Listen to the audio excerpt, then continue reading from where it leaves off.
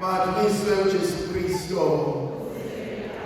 Mhlanje thazama ngifisa ukuba sibuke ivangeli kaMarcos isahluko sokuqala ivesi yamashumi amane kuze kube amashumi amane nanhlanu. Bheka kweza Jesu umuntu owayenoqhoko wafika wabuka ngaphansi phambi kwakhe wamncenga wathi Nkosi uma uthanda ungangihlanza. Niki nje ifuka kumina uma lensizwa iya phambi kwaJesu iyozilahla. Kuvuka kumina indaba yokuqala owesifazane obenomopho iminyaka eyi12 ajobhala kahle lona owesifazane ayikho indawo ayingasayihambanga, abekho abantu ayingasabahambanga, bonke abantu basebazi ngaye, kodwa lo wesifazane uthi eseyozilahla, uthi eseyolahlela, uthi eseyokwenza nje athi uma ngithinte umphetho wengubo hleze zosila. Kambe namhlanje kuyavuka enhlizweni yami ukuthi ngicela ukukhuluma nomuntu othi sengikwenze konke. Ngicela ukukhuluma nomuntu othi akukho engangizamanga. Ngicela ukukhuluma nomuntu oselahlekelwe nithemba. Ngicela ukukhuluma nomuntu obuka izinto zixabaniseka. Ngicela ukukhuluma nomuntu athi sengiyenzela nje sekuyobonakala. Kunezinto ezimbalwa engiyithandayo ngalensizwa. Okokuqala uyasazi nesimo sakhe. Khona into eyodwa ukwazi ukuthi ubani, ukwazi ukuhluleka kwakho, ukwazi usizi lwakho. But a different story uma abantwana bakho sebehlekisa ngosizi lwakho. It's a different story if umndeni usulazi usizi lwakho ebese bonke belulekana bathi ungafani nosibani. It's a different story uma uhlupheka kwami sekuphenduka inhlekisa emndenini. It's a different story uma sekululeka ingane ubofunda sibani ungafani nosibani uyababona kanjani. It's a different story uma sengizoshiwo ukuthi ukani usibani wayena konke wenza ukuthi nokuthi usenjena nawe uzoba njalo. It's a different story. It's a totally different story. Lensizwa yalwazi uqhoko lwayo. Lensizwa iyakwazi ukuhluleka kwayo. Lensizwa iyalazi lapho izinto zayo isale khona. Uma ulalele kahle incwadi kaLeviticus uthobhala kahle oyethi angaba noqhoko abe nesilonjana ekhanda wayigundi ikhanda bese kuya kumpriest basibuka isilonda sakhe ebese beyasho ukuthi seliqalile uqhoko. Uma lumela kuqala uqhoko lozengena umzimba wonke. My God, have you ever struggled and suffered with something knowing which it's only a couple of days, only a couple of months, and it will blow out? Have you ever struggled with something ukuthi okwamanje yaziwa yimina lento, okwamanje lungiswa yimina lento, but eventually the whole community will know. Eventually umhlaba wonke uzokwazi, umndeni wonke uzokwazi, nabangithembile bazohleka, nabangangifuni bazosizakala. Isizulu kaNkulunkulu babebathatha labantu babakhiphele ngaphandle komuzi. Have you ever felt it as an outsider in your own home? Have you ever felt as an outsider amongst your own siblings? Have you ever felt as an outsider in Shadul Wahelimona?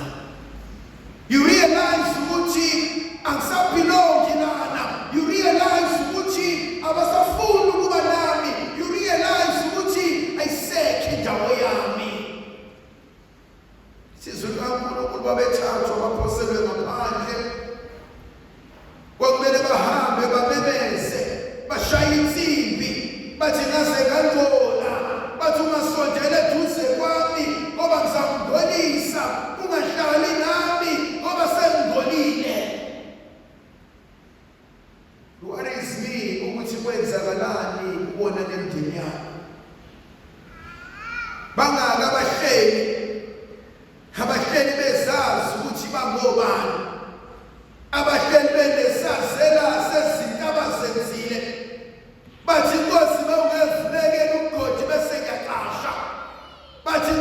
ungevubeni kuba nalokho bakhohlwa abantu hathi uDavide ngelinye ilanga hathi uNkulunkulu bebekisha yokuyena hathi uNkulunkulu khetha Davide ukuba ufuna ngenze njani hathi uDavide ngona ngwele esandleni sikaJehova ngoba bangwele esandleni somuntu athi hleze ngoba imhlekisa ngoba esandleni sikaJehova mangwele khona athi uyakumshaya kodwa ekupheleni athi uyakuba nomusa kumina akavuka kumina ithando zami bangangithina ababhekene nemuzunguzi yento ababhekene nenhlalakatha yento ababhekene nenkinga kodwa abakwazi ukukhuluma ngazo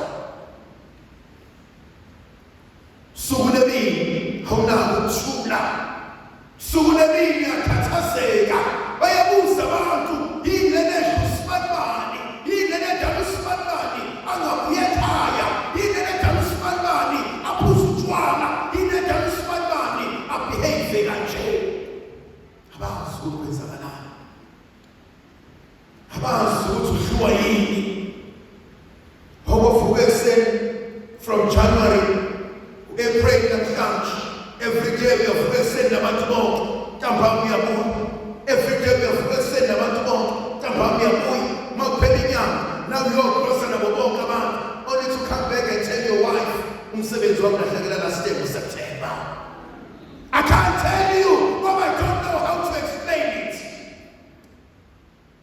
Wawabhekana nenkinga awungazi uzokuthina kanjani nayo wawabhekana nenkinga awungazi usifela kanjani isixazululo yangithinta le ndaba thanda le ndoda ethi ngiyasuka manje sengathela ukuhlala ngaphandle asengathela ukuba yinhlekisa sengathela ukuba into eyasuka abantu sengifuna ukuyibika indaba yabophala kahle athi bekuyakumfuna uthixo animase ngitholile abekuyakuyibika indaba yami hakuyavuka kumina ithando zami baningi kuthina abafuna ukuyibika indaba baningi kuthina abafuna ukuyilungisa indaba baningi kuthina abathi Nkosi ngibike isibindi hlale phambi kobuso bakho hayi kodwa ngazi ngizothini akazi ngizoyibeka kanjani le ndaba bangithi ngixoxa nawe Nkosi hathi ophala kahle encwadini kaPawule hathi lapha amazwi engasakwazi ukusikhulekela hathi uJehova uyakufaka umoya wakhe ezinhlizweni zethu athi moya athi uyakubula athi inyembezi athi Nkosi funda sona kodwa isigaba esifika empilweni yomuntu uthi uNkulunkulu somandla awusaphuma amazwi uNkulunkulu somandla nenhliziyo ayisazi kodwa thatha inyembezi zami hathi ukuba kahle hathi inyembezi eminyaka hathi uyakwisula hathi inyembezi eminyaka hathi siyabona izinto engakwazanga ukuyikhoxa athi inyembezi eminyaka athi siyabonisa izinto hathi obhala kahle athi bheka inyembezi zakho athi seyifikile kumina thinta inkonzo yale ndoda yabubula lesizwe asazi isibindi esingaka isithathephi akwazi amandla amangaka wathathephi kodwa akusakwazi ukuhlala nabo akusakwazi ukuhlala nibe yinhlekisa he comes back uhambe bheka uJesu hayi thando zami make no mistake akasho ukuthi abantu ngibhekela la engakhona uyahamba athi ngo akekho kuthiwa hamba lento enukayo athi hamba lento engcolile athi ngo hathi kodwa ngambona habe evangelini likaLukas lethi izwi likaNkulunkulu amadoda awushumi ayinokhoka amaphamama amemeza athi Nkosi sihlambulule athi uJesu kuyela ngemva le ndoda isakwazi ukumemeza kodwa le ndoda seyiyasondela ukancane kancane kancane kancane kancane ukancane kancane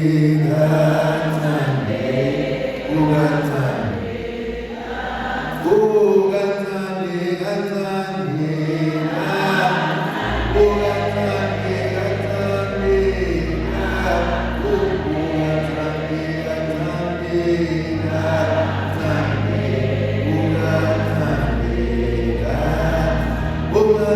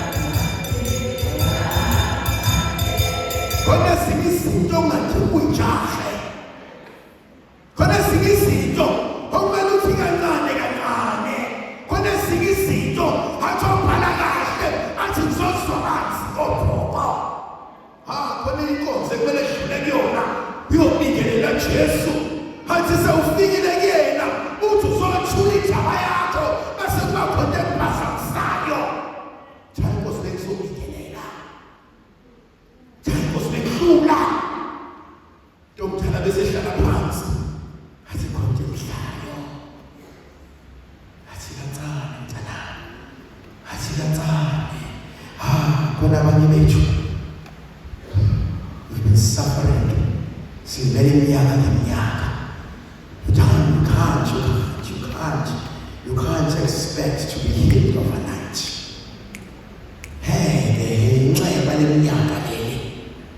you can't expect to by a spell say you get okay. Ithanda lensizwa yasondela Jesu yasondela yena hathi ngafika kuyena ebesigela isithatha yathi ngafika kuyena bese yasedlala khona inkonzo yokusedlala khona inkonzo yokuthi sekufikile Nkosi khona inkonzo la ufike emkhulekweni khona uthi ukhanyisa izibalo ufuna ukukhuleka kodwa ungaphumi lutho uthi uyakhuluma noJehova fanele ngenzeke lutho ebese siyagidika inyembezi bese uthi Nkosi sekufikile Nkosi Nkosi arrived sekhona phela 20 minutes awansi sothini uthi kodwa Nkosi sekhona sho njalo uJesu ngeke imini ethi bewungehlale nami bewungehlale ulithe bewungehlale lenkothweni yakho bewungehlale phekwenkinga bewungehlale uthi Nkosi nakho kuyangilimaza kodwa sekhona Nkosi ngiyaqhubela kodwa sekhona Nkosi ngiyaphokophela kodwa sekhona Nkosi ngiyabhibha kodwa sekhona. Ever sex next to your child konakele konke awazi ukuthi uthini ngane yakho shonelo umyeni shonelo igane awuyazi inkonzo kushonelwa kodwa usumthanda msefikile wewe ibambi ingane yakho ungazi uzokwenzani kodwa umhlubu yabuzo kusenhlizweni uthi umthanda msekhona sho njalo insizwa ithavaranje Nkosi sekhona Nkosi umuthanda malithanda izulu malithanda izulu Nkosi umuthanda athi mangabikho osala yona batwe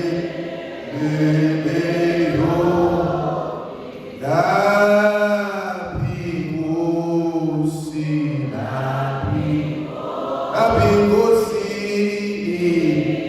isiva